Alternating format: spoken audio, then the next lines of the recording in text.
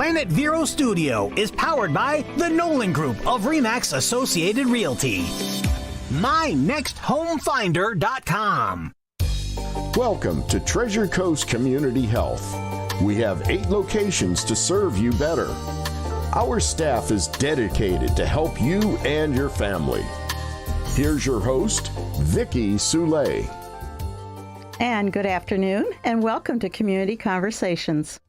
You know, Treasure Coast Community Health provides a lot of services: medical, dental, behavioral health, pharmacies at a discounted price. We've even added vision services to our repertoire of primary care services that individuals around our community can really use and trust.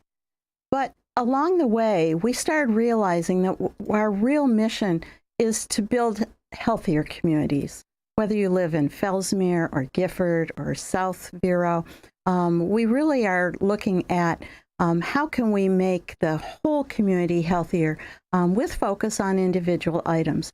And that's why, even though as a CEO, there's plenty of work sitting on my desk at any given time, I'm very reluctant to give up this time with community members, having conversations that help you understand better what goes on in each of our lives and around our community. So today I've asked a very profound and friend physician here, Dr. Borromeo. Dr. Borromeo is a psychiatrist. She is board certified in children's psychiatry, as well as, I know, has done a little bit of time with some adults. So she's very broad-based. And we're very, very fortunate to have her because of the work that she has done with teenagers prior to her coming to us, which I think is now 10 years? 14 years. Yeah, but who's counting, right? So, as well as working with all of our children now from about 4 or 5 years old and up. 4 or 5 years old and up. Okay. And I have also made it a habit to see some of my, I don't want to advertise it. I probably don't want to talk about it here. Oops. But sometimes I do follow young adults. Mm-hmm. You get them through that transition. Particularly the boys, I think, have a harder time reaching their adulthood, not chronologically, but emotionally. I like to follow kids when they enter college and see them through that transition in college. And that's widely appreciated, I know, by both parents and students. So thank you for that. So today, we missed an opportunity in February, but I didn't want to miss it permanently. You know, every month we are recognizing different health awareness weeks. And February, like October, is really jam-packed with different organizations and different awareness weeks. One of those weeks really struck a chord in me, though, and I asked Dr. Borromeo to come and talk to us a little bit about it.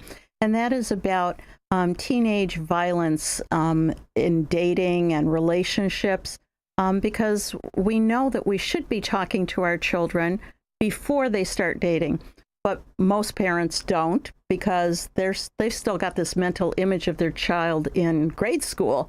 And then, boom, suddenly they've got eyes and interest in others. So I know that you have dealt with a number of individuals who have had some problems like that, where something innocent turned into something violent, and then there was ramifications or repercussions from that. So let's talk a little bit about the preventive piece of it and what parents might be able to do before disaster sort of strikes. Mm-hmm. What kind of relationships or things should they be working towards? Parents are always the first and the most important role models to any child,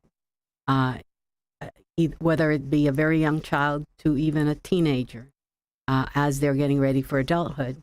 And the best thing that a parent can do is, as adults, be their role model in showing how you ought to respect, love, and care for your partner, wife, mom, dad. They always look up to their adults in their lives, and that's the best thing that any adult can do for their children. So bite your tongue when you're wanting to retort to your husband about... Mm-hmm. I'm Your not disagreement. I'm not either saying I'm not saying that we should never fight with our husband. I think it's important to show that fighting or arguing is a normal process, but fight fair. And it doesn't have to be physical. That's right. No physical. And most of all, the most obvious is, of course, you must not use violence in the home. You must respect the other as a person. You must not put your partner down. You can fight. Many therapists will say, use the I word. Communicate by saying, I feel thus and thus. But there's a good point to this. When you fight, you want to fight fair. You don't want to put down your partner. You don't want to insult them. You don't want to belittle them. Be sarcastic in a way that really diminishes them or belittles them. That is part of a cycle of abuse. And as you will tell later when we talk about the telltale signs of abuse in teen dating, those are the very behaviors that people who tend to be violent use. So fight fair when you're fighting with your spouse. It's not, neither is it a good idea to be completely conflict-free in the home. That's fake. It is. I do not believe that children should be completely in an environment that's sanitized where parents do not fight. That's not realistic. Right. That's not human even. I have to say, I have had my children observe me go back to my husband and say, I was wrong when you said this. And they're like, what?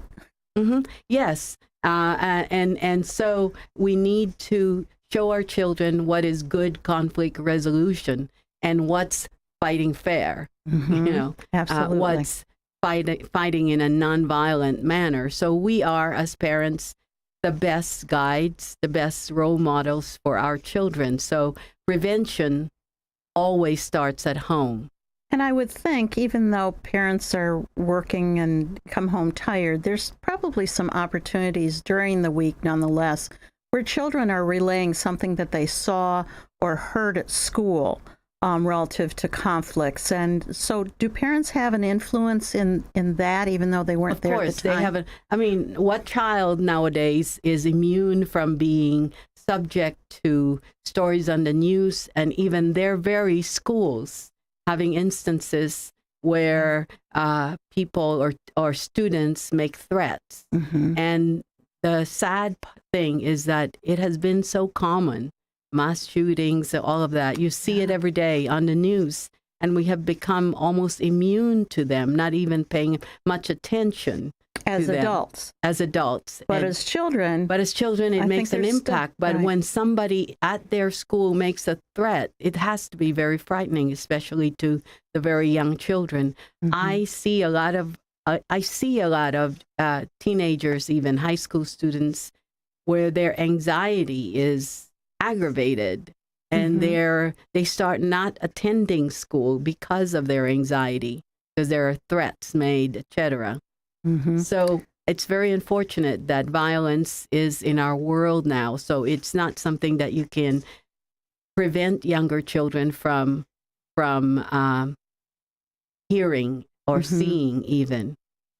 But I can remember my grandmother telling me, you can come here anytime. It's always safe and fun at Grandma's house. Now, there was nothing unsafe at my home, but in her little mantra, where she only lived a couple blocks away, and for whatever reason, she was lonely, wanted me to come over more. It's always safe and fun at Grandma's house. Sure. And I think that safety factor is really what you're getting at. Sure. I was also hearing in news in NPR some feature talking about how we help our children with violence, young children they were talking about. And there are many of us who turn on the news all day. Just for the noise. Just for the noise. But then we forget that very young children might hear that news, and in their little minds, they don't have a good sense of what's real, what's right next to them, and The what's not. context of the conversation. So we can minimize that. And good when point. you allow your very young child, to listen to the news, of course, it's best that you sit with them or that you're there available for their questions. I would even say beyond little children. I have a 12-year-old, and we watch the news together because sometimes the context, they use vocabulary words he's not familiar with, and that puts a whole different slant on his understanding. Sure. So it is something that every child is exposed to, but we as parents have the role of putting things in context, helping the child remember that it might be something of a distance, or acknowledge that yes, indeed, it is a problem, but and doing what we can to make that child feel safe. Mm-hmm.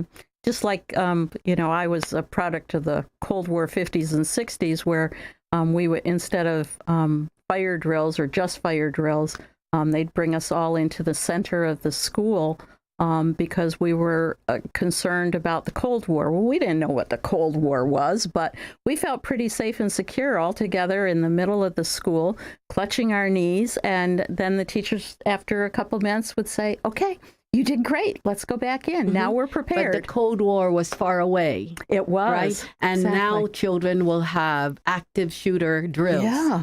That is scary. That is scary. That's scary for adults as well. That is scary. That has to be very scary, and a sad commentary on where we're at in terms of violence.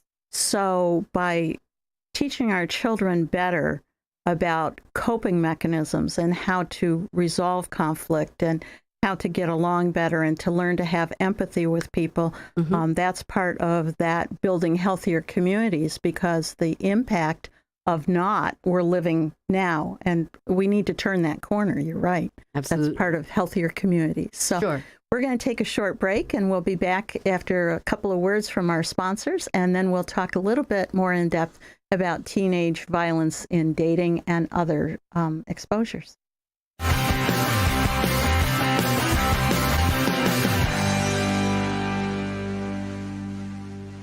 The new year is underway, and it's time to schedule your annual physical. This quick, comprehensive visit can uncover diabetes, high blood pressure, and even cancer, ultimately saving your life. Treasure Coast Community Health waives Medicare deductibles and offers a sliding fee scale discount, so everyone can afford to take care of their health. We can't fix what we don't know. Let's work together to make a healthier community. Call us today at 772-257-TCCH. We're a nonprofit. Revive Vero Beach, located next to Anytime Fitness on Oslo Road and 27th Avenue, has everything you need to look and feel your best, including hormone replacement therapy, stem cell therapy, sexual wellness, weight loss, laser aesthetics, hair, tattoo, and skin spot removal, Botox and fillers, cryotherapy, comprehensive blood work, and everybody's favorite ozone and IV therapy. Refresh, renew, and revitalize yourself at Revive today. Call 772-492-6607. A member of the iTex trading community. Your iTex dollars are welcome. Hello, this is Carol Jean Jordan, your tax collector here in Indian River County. All of our offices are scheduling appointments for in-office services, but you can get that little yellow sticker quicker by using our Express Lane. It's fast, convenient, and free when you pay with an e-check. Renew your registration on our website and select Pick Up at the Tax Collector's Office. Order before 3 p.m. and you can pick up your little yellow sticker on the same day. Order at irctax.com. That's irctax.com. Water service? Don't let your money go down the drain. Make sure to get a quote from Affordable Water. Many times, Affordable Water's original price is less than the competitor's discount price. Yes, Affordable Water really is affordable. Make sure to get a quote today, because you haven't gotten a quote until it's affordable. Affordable Water. Call 589-7677 for your H2O. Call the Pure Water Pros. Affordable Water. And welcome back to Community Conversations. I'm Vicki Soulé, and if you're just joining us, I'd like to help you catch up just a little bit. We have a very unusual guest in that we've been talking about some violence things. Dr. Borromeo is one of our psychiatrists She's board certified in children's psychiatry.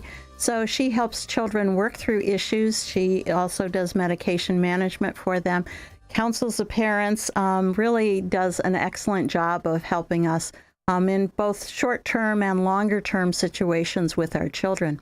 And the topic today, technically, is teenage violence, although we spent some time at the beginning talking about how violence permeates our culture these days and how important it is within the family to act as a cushion, as a support, so that the world isn't such a scary place. And I'm paraphrasing badly, I know.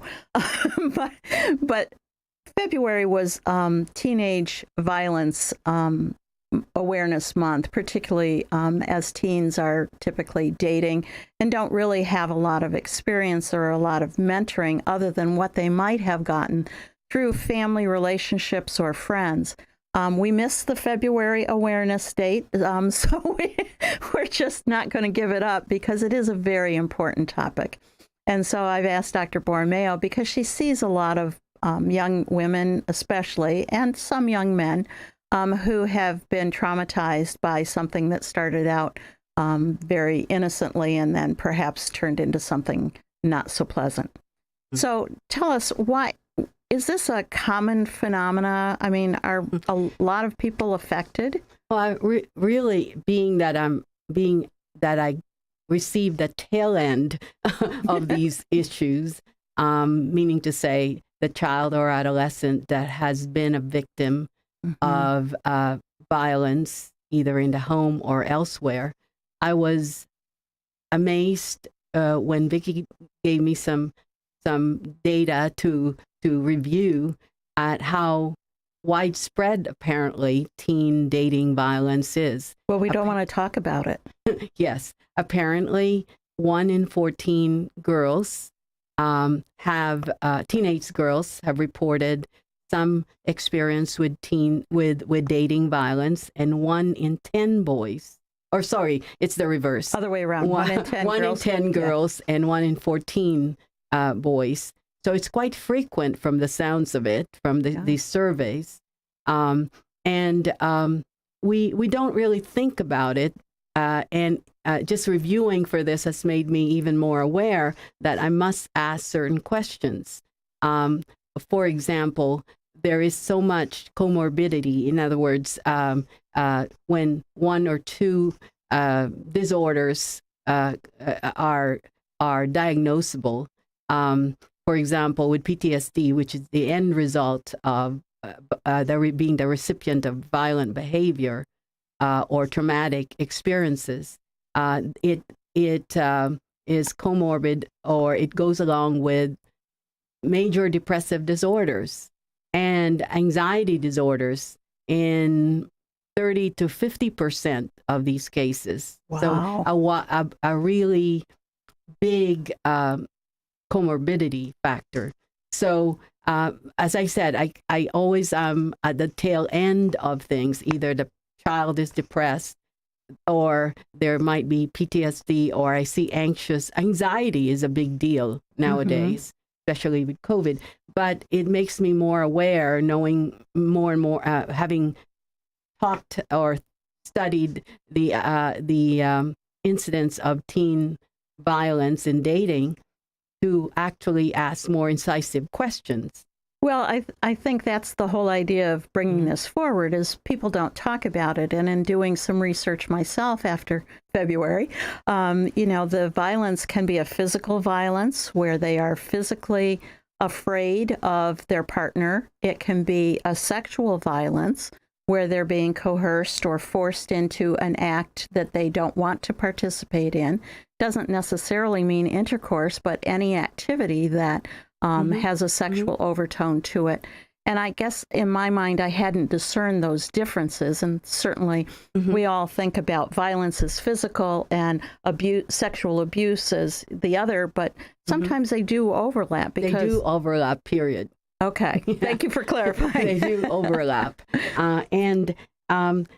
Really, we sometimes aren't very keen at asking For example, I see a lot of depressed teenagers, girls, for example, more commonly than boys, but girls and boys can be depressed, of course. But when I see a depressed female teenager, for example, I become more aware to ask specifically for their relationships, their dating relationships. And when you hear about things like, oh, my boyfriend is very possessive, they're very controlling, I cannot do things without his permission. He calls me all the time. I don't have privacy. And when you hear more about the attitude, because people who are who tend to be violent might have a very belittling attitude, might use derogatory language. You're stupid. Nobody else would want you. Yes, yes. And you hear those, and of certain injuries that have no explanation, of a young woman, teenager, not all of a sudden not being social, not going out with friends, not doing the things that they're used to doing or enjoy doing, and their activities have become more restricted. So and those are signs for parents to see. That's right. Okay, but having had teenagers myself, although I'd love to rush in and fix things for my children, I found that sometimes that blows up in my face. What do you suggest when parents see those things? They can't all send their children to you. You only have so many hours in a day. You want to be able to elicit some more information. You want to ask questions that might give you more hints as to, is my child, is my daughter in an abusive or a violent relationship? It may not be altogether violent, but it might be leading to that. What are the danger signs? So having those conversations then with your children, asking those leading questions, not giving your opinion, but as you say, eliciting more information, thinking questions. Correct. Okay. Right. Okay. Right. And also other signs, like for a bright child, an A student, all of a sudden with declining grades, and as I said, one who used to be social and used to love being with family, just being more restricted and more isolative. Well, I've heard the same thing about when children start taking drugs. Could the two be related? Is it one or the other? Well, earlier on, we talked about disorders that exist together. Drug and alcohol abuse are quite common in people who have been subject to violence because they are anxious, they are depressed, and the coping mechanism. Might be self-medicating with drugs or alcohol. So it's not uncommon to see that happening, and it happens with children who are anxious, who are depressed. You see that very frequently. That's a scary, scary situation for most parents. Oh, yes. But scary as it is, I think it's important to be able to invite your child to communicate with you, because most of all, they are distressed and they really are ashamed. They're afraid to talk. And afraid of the consequences, but also quite embarrassed. How can I, a bright person, a child, subject myself to such? You just demonstrated real empathy, and that's what we're trying to build in children as well. So I absolutely appreciate everything that you've said. I wish we had a lot more time, but unfortunately we don't. It passes really quickly. But I'd love to have you come back and talk to us more about our children and how we might be able to better help them. Thank you, Dr. Borromeo. You're welcome. And thank you for being with us this week. I hope that this has added to your repertoire of coping skills as we build healthier communities. Have a great evening.